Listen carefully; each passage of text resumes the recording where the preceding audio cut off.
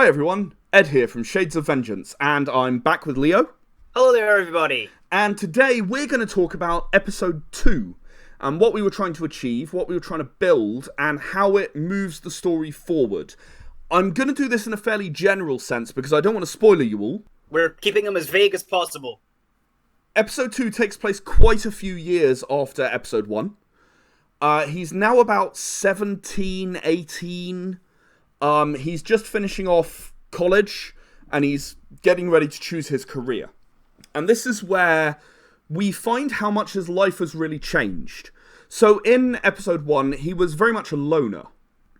He didn't really have very many friends. And in episode 2, we introduce a character who he's chosen to share a portion of his life with. That's Janelle, his girlfriend.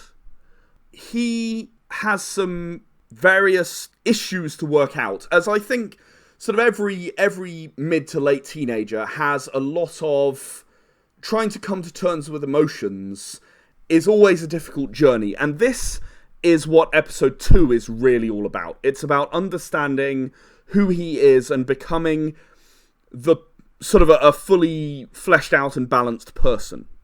And also, maybe reaping the consequences of your actions.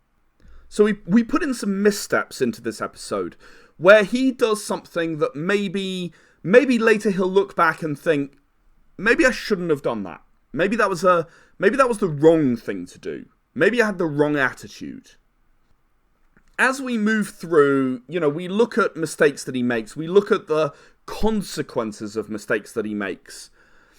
And I mentioned before in the episode 1 summary that there's a character in this episode who looks at him and sees who he might become. And he warns Elliot about this, about the choices that he's making. And I think that's the core of this episode. This episode is about making a choice about where your life is going.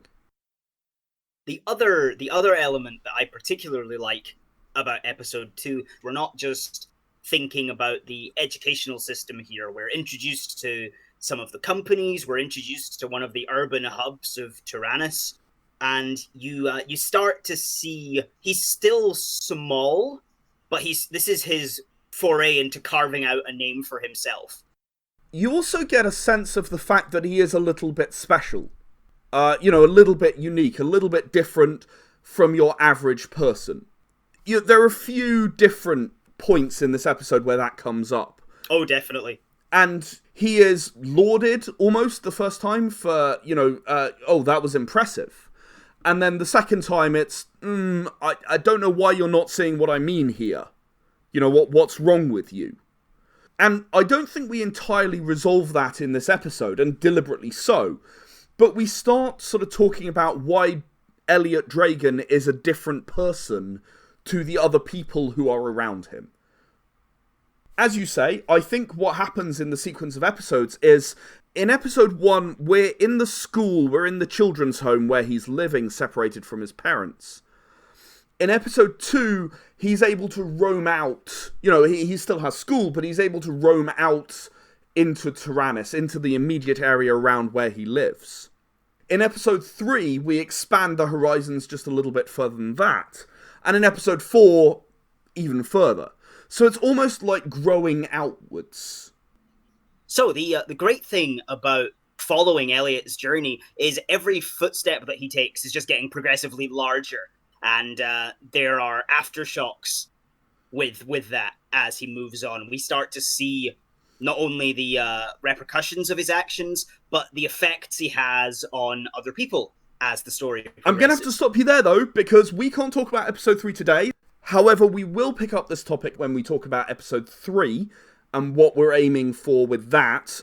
Episode 3 is probably my favourite episode out of all of them. I would say that too, actually.